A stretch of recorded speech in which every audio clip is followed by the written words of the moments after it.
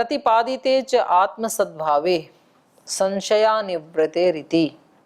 तो आत्मा का प्रतिपादन करने के लिए जो आपने पिछले 15 सूत्रों में जो वर्णन किया है, तो आत्मा के सद्भाव का तो प्रतिपादन कर दिया, लेकिन संशय अनिवृत्ते रीति, पर नित्य है या अनित्य ये संशय तो बना ही हुआ है, इसकी निवृत्ति तो अभी आपने नहीं की, तो इसलिए हमें संशय है कि ये नित्य है या अनित्य है। तो ये कह रहे हैं आत्म सद्भाव हेतु भी एव अस्य प्राग देह भेदाद अवस्थानम सिद्धम ऊर्ध्वम अपि देह भेदाद अवतिष्ठते। कुतः? कहा ये तो पीछे जो हमने आत्मा के सद्भाव के लिए जो हेतु दिए उसी से ही सिद्ध हो गया। कैसे हुआ? आत्म सद्भाव हेतु भी एव अस्य देह प्राक, इस शरीर से पहले भी आत्मा था, ये पता लग गया। और देह भेदाद सिद्धम अवस्थानम, और इस शरीर के भेद के बाद, नष्ट होने के बाद भी ये आत्मा रहता है, तो ये तो पहले ही सिद्ध है। ठीक है, देह भेदात प्राक, शरीर छूटने से पहले भी था ये, और सिद्धम ऊर्ध्वम अपि अवस्थानम, और ये शरीर नष्ट होने के बाद भी ये रहेगा। तो देह भेदाद अवतिष्ठते, शरीर के भेद के बाद भी रहता है और पहले भी था, तो इससे नित्य है, सिद्ध हो ही गया। तो बोलिए कैसे पता लगा आपको कि इस शरीर से पहले भी ये था और इस शरीर के बाद भी रहेगा, ये कैसे पता लगा? कुतः कैसे पता लगा? तो उसका उत्तर दे रहे हैं, पूर्वाभ्यस्त स्मृत्यनुबंधात जातस्य हर्ष भय शोक संप्रतिपत्तेः। कहले ये पहले का ही तो अभ्यास है, पूर्व अभ्यस्त, पहले का अभ्यास होने से, पूर्व जन्म का अभ्यास होने से, और स्मृति अनुबंधात, और स्मृतियों का अनुबंध होने से, स्मृतियां भी जुड़ी हुई हैं पिछली, तो इसलिए जातस्य, ये जो पैदा होने वाला बच्चा है, इसको हर्ष भय शोक संप्रतिपत्ते, हर्ष भय और शोक की संप्रतिपत्ति होती है। छोटा बच्चा है ना, तो वो पलने में सोए सोए कभी तो बड़ा हर्षित होने लगता है, हंसने लगता है बिना ही किसी कारण के अपने आप, और कभी कभी भयभीत हो जाता है, एकदम से डर जाता है, ऐसे कांपता है बच्चा, और कभी कभी शोक करता है, रोने लगता है बिना ही किसी कारण के। तो तरह तरह के मुंह बनाता रहता है छोटा बच्चा पलने में सोया सोया। तो इससे क्या पता लगा? तो कहते हैं ये पूर्व जन्म के किन्हीं उनको याद करता है, तो जब उसको कोई सुखदायी स्मृति आती है तो हंसने लगता है, और जब उसको कोई दुखदायी स्मृति आ जाती है तो रोने लगता है, और जब कोई ऐसी स्मृति आती है जिसको उसको डर लगे तो भयभीत हो जाता है। तो ये पूर्व जन्म की स्मृतियां, तो इससे ये पता लगा कि कोई इस शरीर को प्राप्त करने से पहले ये आत्मा किसी अन्य शरीर में था, तो जन्म से पहले भी था, और जन्म से पहले यदि था तो इस शरीर के भेदन के बाद भी रहेगा, क्योंकि इस शरीर से पहले तो इसके पास दूसरा शरीर नहीं था, और उस शरीर का भेद होने के बाद ये था, तभी तो इसमें आया। तो इससे पता लगता है कि ये आत्मा पहले भी था और बाद में भी रहेगा, तो नित्य है ये, ऐसा पता लगा। जातक खलु अयम कुमार को अस्मिन् जन्मनि अगृहीतेषु हर्ष भय शोक हेतुषु हर्ष भय शोकान प्रतिपद्यते। जातक खलु अयम कुमारक, ये जो पैदा होने वाला कुमार है, ये जो बच्चा है, तो कह रहे हैं अस्मिन् जन्मनि अगृहीतेषु, इस जन्म में तो इसने कोई हर्ष भय शोक के हेतु को गृहीत नहीं किया।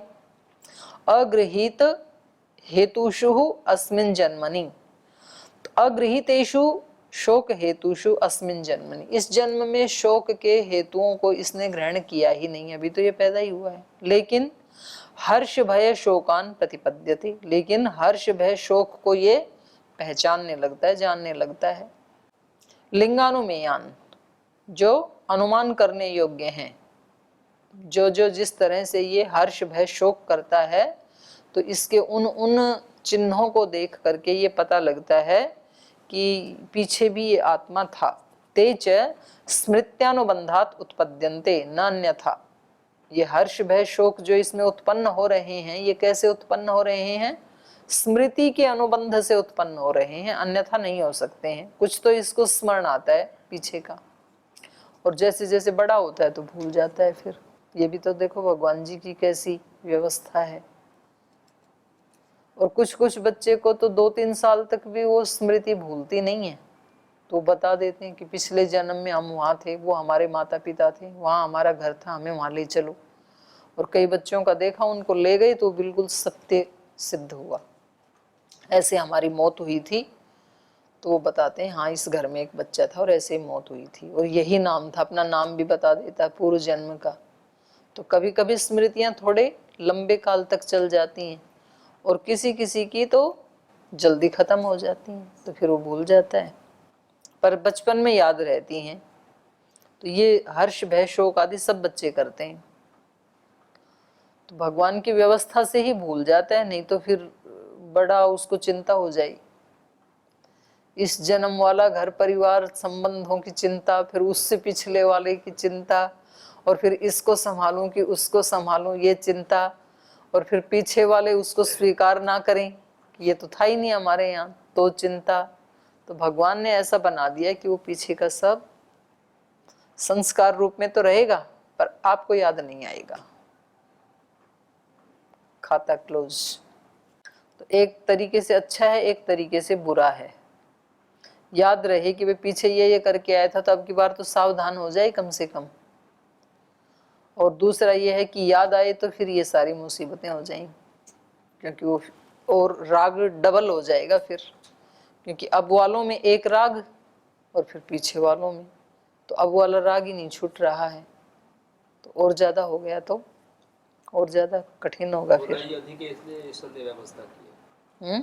इसलिए हमारे हानि अधिक है इसलिए ईश्वर ने व्यवस्था की। हाँ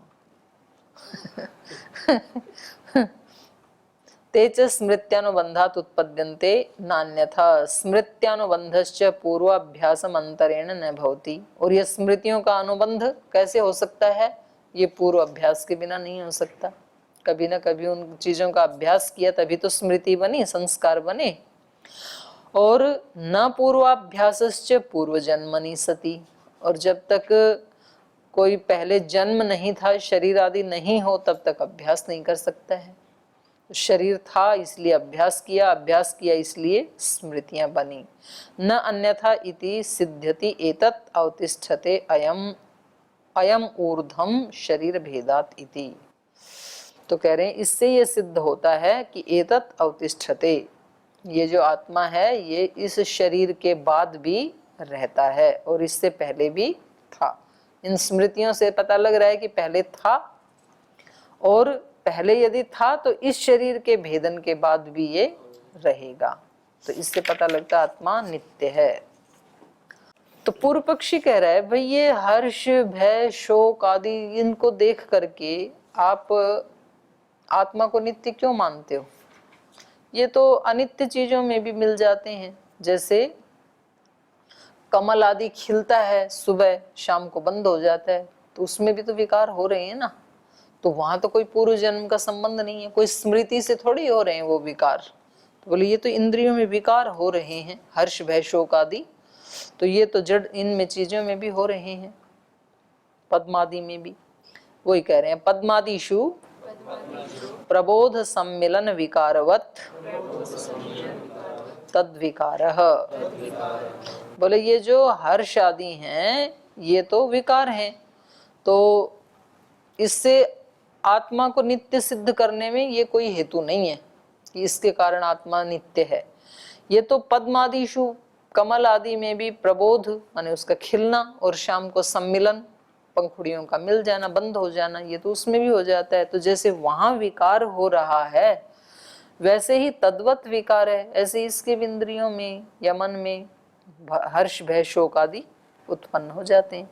यथा पद्मादिषु अनित्येषु, जो अनित्य पद्मादि हैं उनमें भी प्रबोध सम्मिलन विकारो भवति, उनमें भी उनका खिलना, उनका प्रबोध होना और सम्मिलन, उनका अस्त होना, ये विकार देखे जाते हैं। एवं अनित्यस्य आत्मना हर्ष भय शोक संप्रतिपत्तिर विकार स्यात्, ऐसे ही अनित्य आत्मा में भी हो सकते हैं ये, तो इनके कारण आत्मा को नित्य मानने की कोई आवश्यकता नहीं है। तो जैसे कमल आदि अनित्य, उनमें विकार होते हैं, ऐसे आत्मा को अनित्य मानो और अनित्य आत्मा में भी ये हो सकते हैं हर्ष भय शोक आदि।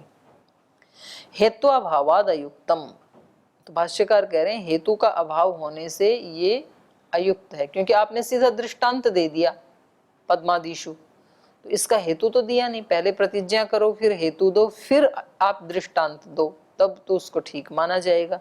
तो यहाँ हेतु तो दिया ही नहीं आपने कि ये किस लिए इनमें प्रबोध और सम्मिलन हो रहा है, तो पहले उसका हेतु तो बताओ। हेतु अभावात अयुक्तम अनेन हेतुना पद्मादिषु प्रबोध सम्मिलन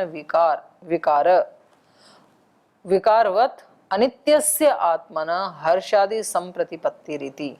बोले आप पहले ये बताओ, अनेन हेतुना, इस हेतु से, पद्मादिषु, पद्मादियों में, कमल आदि में प्रबोध सम्मिलन विकार, प्रबोध और सम्मिलन विकार हो रहा है, और फिर आप बताओ कि प्रबोध सम्मिलन विकारवत अनित्यस्य आत्मना हर्षादि संप्रतिपत्ति रीति। तो जैसे वहां हो रहा है, जिस हेतु से भी हो रहा है, उसी हेतु से यहाँ अनित्य आत्मा में भी हो रहा है, तब माना जाएगा। तो हेतु तो कोई दिया नहीं आपने। न अत्र उदाहरण साधर्म्यात् साध्य साधनम हेतु न वैधर्म्यात् अस्ति, तो यहाँ कोई हेतु है ही नहीं। न तो आपने साधर्म्य से कोई हेतु दिया, न तो वैधर्म्य से कोई हेतु दिया। इसलिए हेतु अभावात असंबद्धार्थकम अपार्थकम उच्यते इति, इसलिए हेतु का अभाव होने से जो आप कह रहे हैं इन दोनों का कोई संबंध नहीं है, पद्मादियों का और आत्मा के अनित्यत्व का। असंबद्धार्थकम अपार्थकम उच्यते, जिनका आपस में कोई संबंध नहीं होता है वो कैसे कहे जाते हैं? अपार्थकम, व्यर्थ होता है वो। जिनका आपस में कोई संबंध नहीं है तो उसका कथन करना व्यर्थ है। अपार्थकम, हाँ, हेत्वाभास भी है, वो निग्रह स्थान है, निग्रह स्थान है। तो व्यर्थ वही तो होता है ना, निग्रह स्थान व्यर्थ ही होता है ना। तो शाब्दिक अर्थ इसका है कि आप जो कह रहे हैं ये दृष्टांत तो व्यर्थ है, जिसका जिसके साथ संबंध ही नहीं है तो वो दृष्टांत देना तो व्यर्थ हो गया ना, निग्रह स्थान हो गया ना। अब कोई व्यक्ति कहे कि ये जो हवन कुंड में अग्नि है ये ऐसा ही सागर होता है, समुद्र होता है, तो ये दृष्टांत देना ये तो व्यर्थ हो गया ना, निग्रह स्थान हो गया, क्योंकि इनका आपस में कोई संबंध ही नहीं है, अग्नि का और जल का। तो जो आप कह रहे हैं इसमें हेतु नहीं है, और हेतु का अभाव होने से जो कहा जा रहा है वो असंबद्ध होने से व्यर्थ है। दृष्टांताच हर्षादि निमित्तस्य अनिवृत्ति, तो ये जो आपने दृष्टांत दिया है हर्षादि के लिए, तो इस दृष्टांत से हर्षादि निमित्तस्य अनिवृत्ति, हर्षादि का जो हमने निमित्त बताया था, हर्षादि का निमित्त क्या बताया था? आत्मा के संस्कार, आत्मा की स्मृतियां और आत्मा का नित्यत्व, तो वो उसकी निवृत्ति नहीं होती है। केवल ये दृष्टांत दे देने से आत्मा के नित्यत्व की निवृत्ति नहीं होती है। या च यम आसेवितेषु विषयेषु हर्षादि संप्रतिपत्ति ही स्मृत्यानुबंधकृता प्रत्यात्मं गृह्यते स यम पद्मादि सम्मिलन दृष्टान्तेन न निवर्तते। या च यम विषयेषु हर्षादि विषयेषु आसेवितेषु, तो ये जो स्मृति है ये किस लिए हो रही है? हर्षादि के जो विषय थे, हर्ष के, भय के या शोक के, उन विषयों में आसेवितेषु, इस व्यक्ति ने अनुभव किया था, आसेवन किया था उनका, तो उससे स्मृति बनी, संस्कार बने, स्मृति संस्कार बने, और उससे इसको अब संप्रतिपत्ति हो रही है। तो इस संप्रतिपत्ति के स्मृत्यानुबंध कृता प्रत्यात्मम गृह्यते, तो स्मृति के अनुबंध से ये जो हमें हर्ष भय शोक आदि होते हैं ये प्रत्यात्मम गृह्यते, हम सब आत्माओं में इनका ग्रहण होता है, हम सब ऐसा ही करते हैं। हम किसी चीज से डरते हैं, किसी खास चीज से, तो इसके पीछे कारण क्या है? स्मृति का अनुबंध। जैसे किसी व्यक्ति की, बड़े व्यक्ति की भी मौत पानी में डूब के हुई थी, तो वो इस जन्म में भी पानी के पास जाने से डरता है। किसी की अग्नि में जल के हुई थी तो अग्नि के पास जाने में डरता है। तो ऐसे अलग अलग व्यक्ति को अलग अलग वस्तु से भय होता है, अलग अलग शोक होते हैं, अलग अलग हर्ष होता है।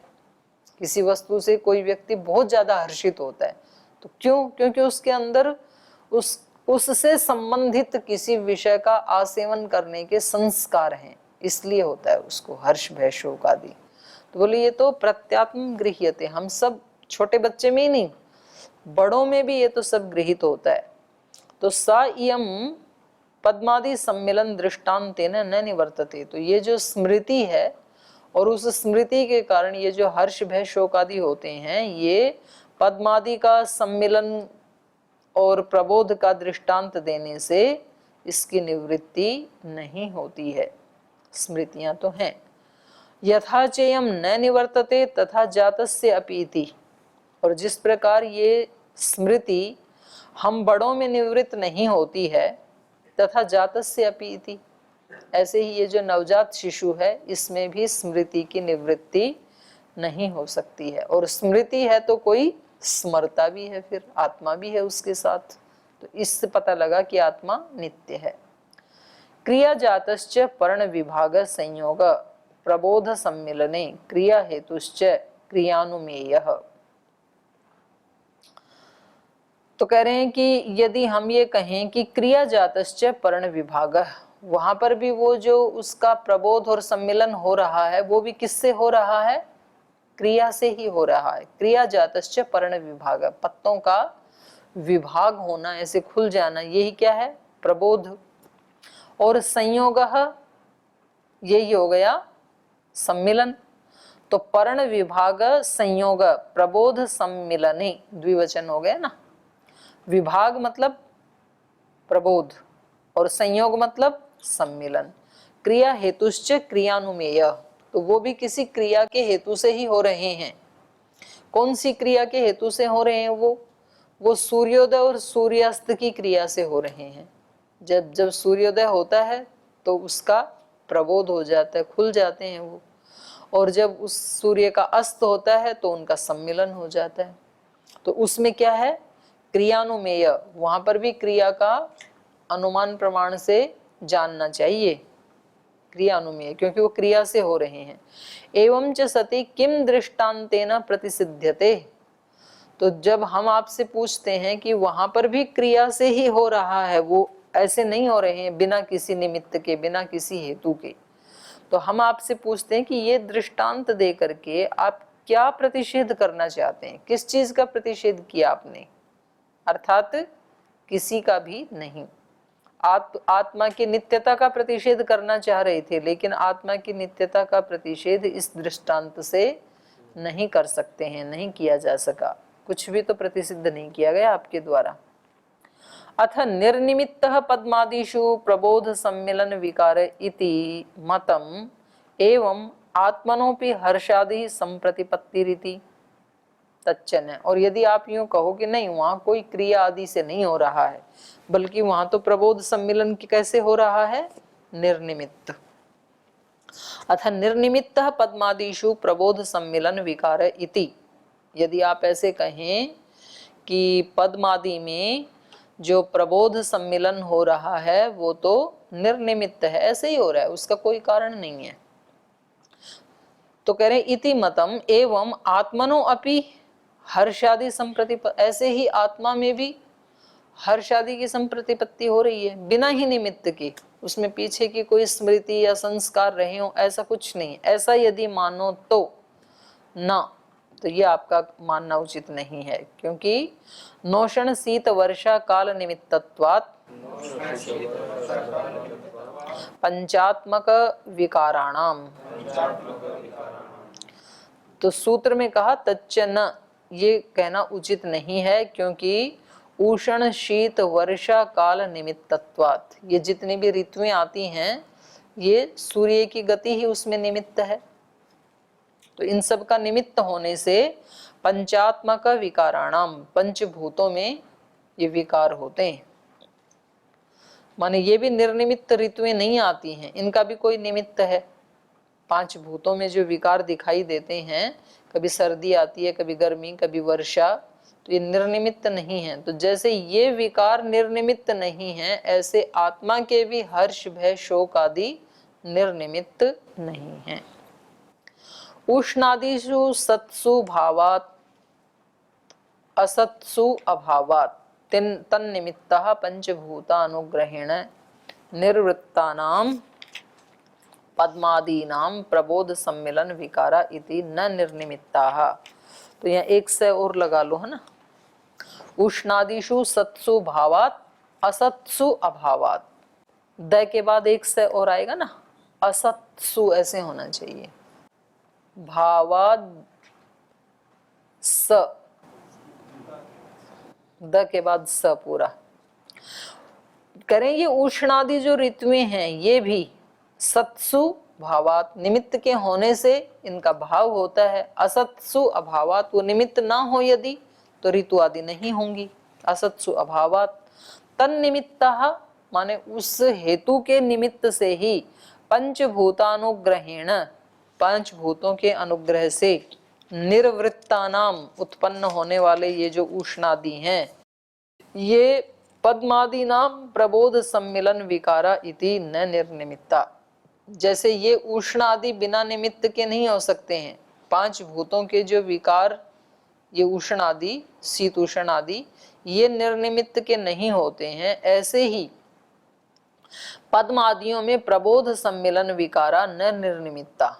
तो ऐसे ही पद्मादि में भी जो प्रबोध और सम्मिलन हो रहा है वो निर्निमित्त नहीं है, वो भी सनिमित्त है। एवं इस प्रकार से हर्षादयो अपि विकारा निमित्तात् भवितुम अर्हन्ति। इस प्रकार से ये जो हर्ष भय शोक आदि जो विकार हैं ये भी निमित्तात् भवितुम अर्हन्ति, किसी निमित्त से ही हो सकते हैं, निर्निमित्त नहीं हो सकते।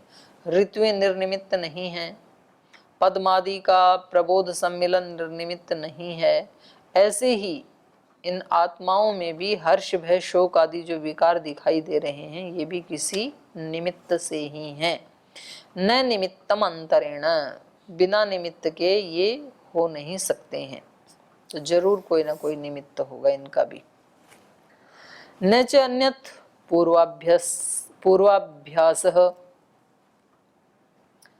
पूर्वाभ्यस्तः स्मृत्यनुबंधात् निमित्तम अस्ति इति। और वो निमित्त क्या हो सकता है, जो पहले का अभ्यास है उस अभ्यास के बिना और स्मृत्यानुबंधात, और स्मृति के अनुबंध के बिना और कोई निमित्त इसका नहीं हो सकता, अर्थात वही निमित्त है। अनुबंधात निमित्तम अस्ति इति, पहले किया हुआ अभ्यास और उस अभ्यास से बनी हुई स्मृतियां वो ही इसके निमित्त हैं, अन्य और कोई निमित्त नहीं है। न च उत्पत्ति निरोध कारणानुमानाम आत्मनो दृष्टान्तात् न हर्षादीनाम निमित्तम अंतरेण उत्पत्ति ही। न च उत्पत्ति निरोध कारणानुमानम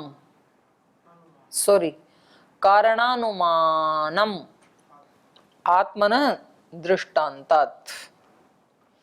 तो वो क्या हो सकता है, पूर्व के अभ्यास और उन अभ्यासों की अनुस्मृति निमित्त है। तो कह रहे हैं वो तो न च उत्पत्ति निरोध कारणानुमानम, इनकी उत्पत्ति और इनके निरोध का जो कारण वो आत्मनः, आत्मा के अतिरिक्त और क्या हो सकता है, आत्मा ही है।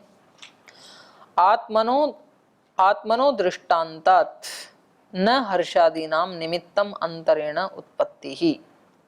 तो उस आत्मा के जो भी अभ्यास रहे होंगे और उससे जो स्मृति बनी है उसके अतिरिक्त हर्षादि का और कोई निमित्त नहीं हो सकता है। हर्षादि नाम निमित्तम अंतरेण उत्पत्ति, हर्षादि की उत्पत्ति में अन्य कोई निमित्त और नहीं हो सकता है, आत्मा ही निमित्त है।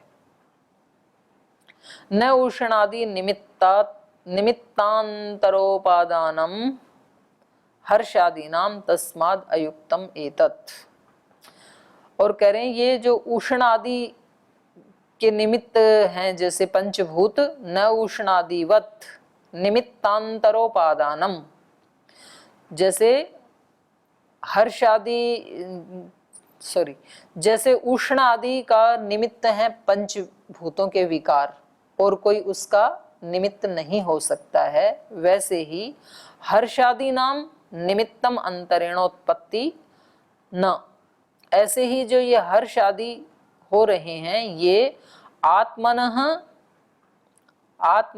निमित्तम अंतरेण उत्पत्ति न, ऐसे ही आत्मा के अनुभवों के बिना इन निमित्तों की उत्पत्ति, इन हर्षादियों की उत्पत्ति भी नहीं हो सकती है। उष्णादि के निमित्त जैसे पंचभूतों के विकार हैं, ऐसे ही इस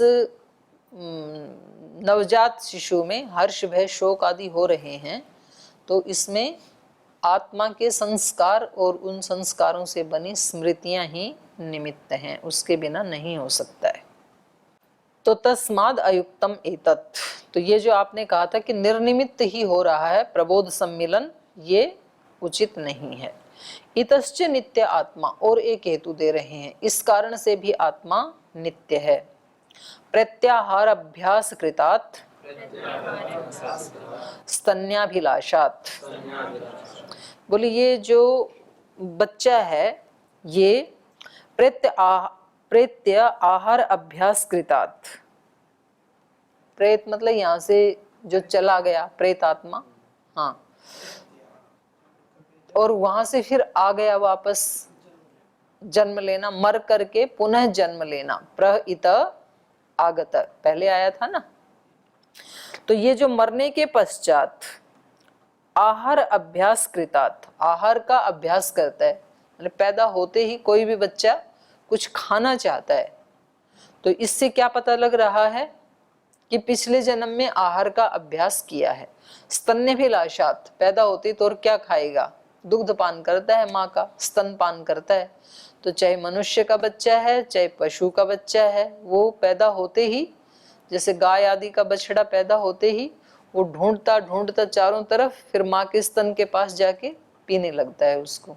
तो ये अभ्यास उसको कैसे हुआ, इस जन्म में तो हुआ नहीं। तो इससे पता लगता है कि पिछले जन्म में जो आहार की कुछ खाने का अभ्यास बना हुआ है, इसलिए इस जन्म में भी पैदा होती सबसे पहले खाने का ही काम करता है। पूरी रुचि खाने में होती है और कोई ध्यान भजन नहीं करता है, पैदा होते ही खा के फिर अपने सो जाता है। योगी का भी जन्म मनुष्य शरीर में जन्म होगा तो उनका भी तो भोजन में ही जाएगा क्या, ना दूसरा कुछ रुचि होगा, एक्सेप्शन हो सकते हैं इसमें। तो आप करके देखो भैया, पहले आप योगी बनो और फिर अगले जन्म में देखो कि आपका दुग्ध पान की इच्छा होती है कि नहीं, और फिर आप हमें बताओ।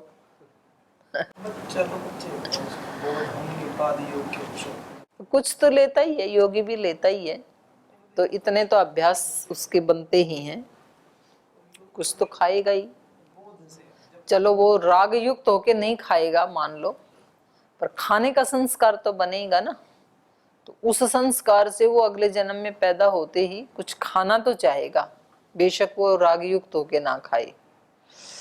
तो समय हो गया, इसका भाष्य फिर हम कल पढ़ेंगे।